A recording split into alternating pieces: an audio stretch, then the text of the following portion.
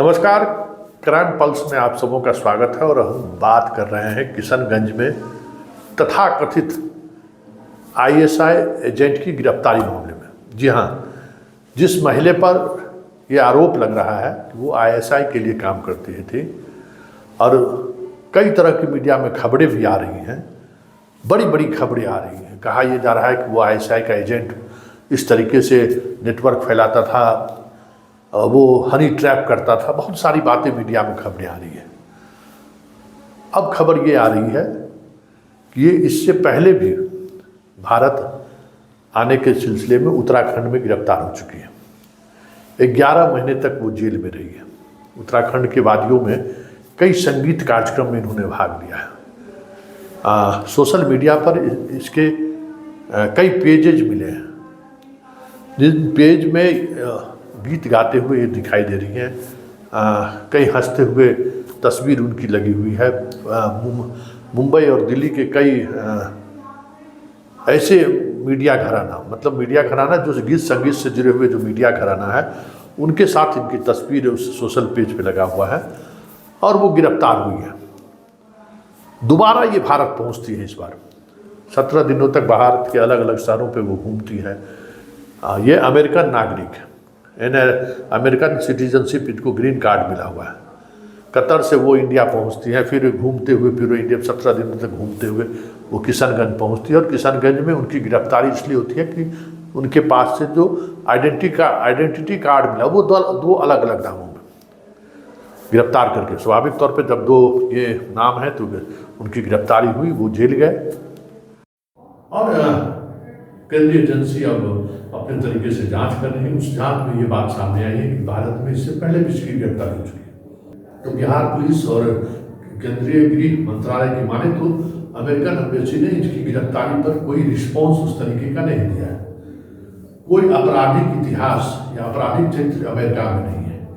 किसी गुप्तचर एजेंसी के लिए काम करने का कोई रिकॉर्ड अमेरिका में नहीं है। लेकिन सवाल ये उठता है कि भारत से इसको इतना प्यार क्यों है, या भारत से इतना इसको लगाव क्यों है?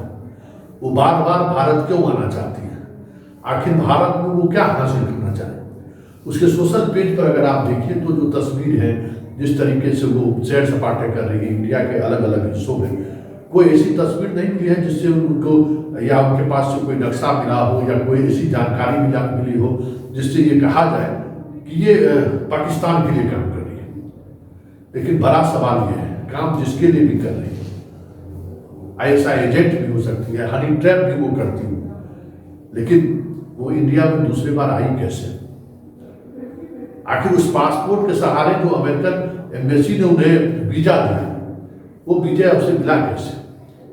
वो कैसे पहुंचे?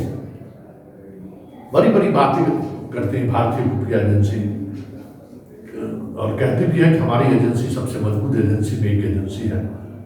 वो वीजा से जो 11 महीने तक भारतीय जेल में रह चुका है, इसी तरीके के आरोप में जमानत पर छूटकर यहां से हो गई है, ठीक उसी तरीके के आरोप में वो किशनगंज में गिरफ्तार होती है 1 वर्ष बाद। आखिर खुफिया एजेंसी जो एयरपोर्ट पर जो हमारी एजेंसी काम करती है, वो कैसे काम करती है?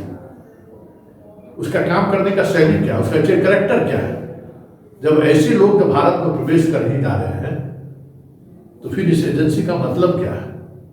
और जब अब गिरफ्तार हो गई है तो मीडिया ट्रायल चल रहा है कि आईएसआई एजेंट है, उनसे बड़ी बड़ी बातें बोली जा रही हैं, उनका हनी ट्रैप कर रहा था।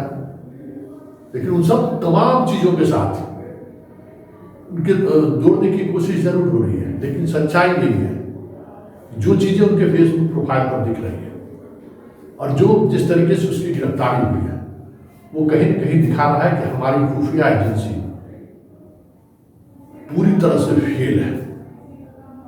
और उसी का लाभ उठाकर इस तरह की महिलाएं भारत में प्रवेश कर रही हैं। ये अलग बात है कि वो किशनगंज में पकड़ी गई, इससे पहले उत्तराखंड में पकड़ी गई।